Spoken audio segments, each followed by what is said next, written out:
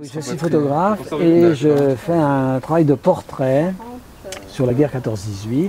Donc des gens, évidemment ils sont tous morts maintenant, donc je photographie les vivants, mais qui ont tenu évidemment d'époque comme vous êtes et qui sont aussi concernés par le sujet, comme c'est Moi votre j'ai cas. grandi dans un tout petit village de l'Oise, et donc quand j'étais gamin, comme tous les gamins, on était allé se promener dans les bois, dans les champs, et on y trouvait des morceaux d'obus, des grenades, des vestiges des combats, des carcasses de fusils, ce genre de choses. Alors on les ramenait évidemment chez nous, et là évidemment nos pères nous tapaient sur nous, non non les enfants là c'est pas fait pour jouer ça. Et puis c'est pas fait pour jouer, forcément ça a le goût de l'interdit, alors on s'intéresse, et puis on grandit, puis on va voir des bouquins, puis on se dit ah oui c'est pas... Effectivement c'est pas un jeu, c'était la guerre, et puis on s'interroge plus, et puis on grandit, et puis on commence à faire des études d'histoire par exemple, et puis finalement l'envie de comprendre reste là, et puis à un moment, cette envie de revêtir l'uniforme, elle vous habite réellement. Sauf que la question c'est à quel moment on franchit le pas, puisqu'on se pose toujours la question du est-ce que je vais pas être ridicule? Parce que finalement c'est comme un acteur quand il entre sur scène, il doit y avoir quand même un tract énorme. Et la première fois on se dit est-ce que je vais savoir faire? Est-ce que je vais pas être ridicule? Est-ce que vraiment... Et puis finalement on le fait, et puis c'est même pas on va aimer l'avoir fait, c'est on va avoir le sentiment d'avoir fait quelque chose de bien. Une fois on nous a dit qu'on devait attendre parce qu'il était trop loin. On était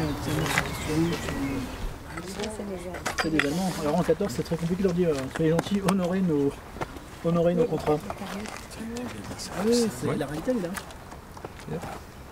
Alors le jeune homme là, il peut l'anglais, là on regarde pas. Ça fait mal aux yeux. Ouais, ça fait mal aux yeux, parce que c'est un point de blanc. On appelle la capote, c'est-à-dire le menton. Et lui il est... Au 120e mairie. On a le sentiment d'avoir quelque chose à faire ensemble, pas pour nous, mais pour la mémoire des anciens.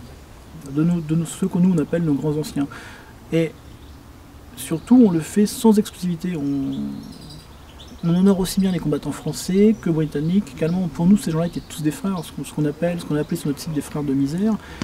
Et on se refuse, par exemple, à devoir choisir est-ce qu'il y a eu de bons combattants, de mauvais combattants. Non, il y a eu des types qui ont souffert et on veut leur rendre hommage à tous. Donc à chaque 11 novembre, nous, on se bat pour pouvoir aussi aller dans les cimetières militaires allemands, parce que ce serait quand même assez, moi je trouve assez moche, entre guillemets, d'oublier ces gens-là. Ils n'avaient pas plus envie d'être là, hein, dans la boue des Flandres, dans la boue picarde, dans la boue ardennaise éventuellement, que leurs camarades français. Hein.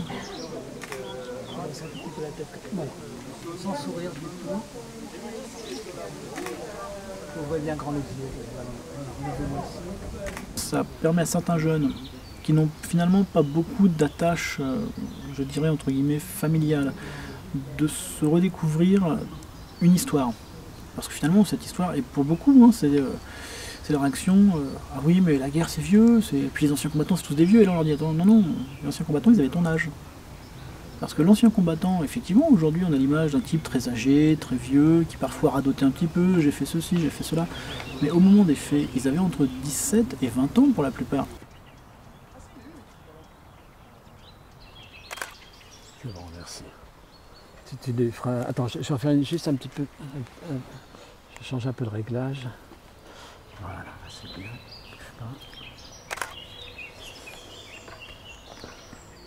Ouais, c'est super, merci. On va dans les grands cimetières militaires, les grandes nécropoles, Notre-Dame de Lorette par exemple, le Sueur de Verdun, ce genre de choses. Et parfois je leur dis, regardez les âges sur les tombes lorsqu'ils sont indiqués. Certains étaient plus jeunes que vous lorsqu'ils sont morts.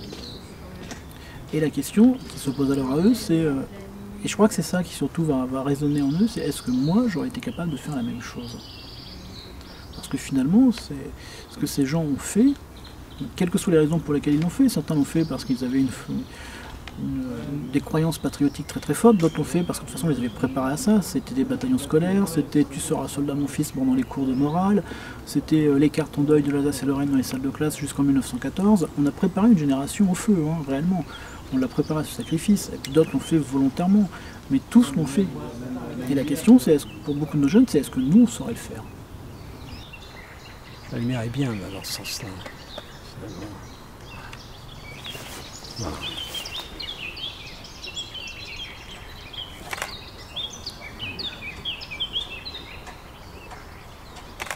J'ai des oncles qui ont combattu, qui ont été militaires de carrière, qui ont combattu pendant la Seconde Guerre mondiale, qui ont combattu en Indochine et qui ont combattu en Algérie. Et qui m'ont très peu parlé de leur guerre respective, parce qu'ils me disaient, tu sais, la guerre, ça se raconte pas. Et quand ça se raconte, c'est parce qu'on n'a pas fait la guerre. C'est parce qu'en fait, on était planqués, on était dans un bureau, et finalement, on s'est bien marré. Eux étaient soit légionnaires, soit para-légionnaires, donc des troupes de combat réellement. Et ils me disaient, tu sais, la guerre, globalement, c'est une saloperie. Et ce qu'ils ont fait, ou pas fait, ils l'ont jamais raconté. Et simplement, je savais qu'ils avaient fait la guerre parce qu'il y avait des photos d'eux éventuellement en uniforme à la maison ou chez eux quand on leur rendait visite. Parce que pour l'un d'entre eux, c'était marqué dans sa chair, hein, c'était un grand mutilé de guerre, donc sauter sur une mine en Autriche en 1945 à l'âge de 16 ans et demi, ça les étrace forcément. Elle lui disait, tu sais, la guerre, je l'ai fait parce qu'il fallait la faire, j'avais le sentiment que c'était mon devoir, je regrette de ne pas l'avoir fait, mais je la souhaite à personne. Et après on se pose la question, est-ce que nous, et au moins aujourd'hui encore, hein, je suis bien incapable de dire j'aurais eu le courage de le faire ou je serais capable de le faire, je n'en sais rien.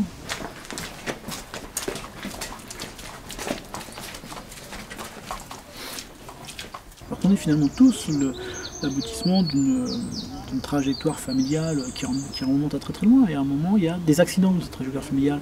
Et souvent c'est les grandes catastrophes, c'est les guerres, c'est les grandes épidémies, et il y a des ruptures. Et ces ruptures, elles servent aussi à nous construire, je pense.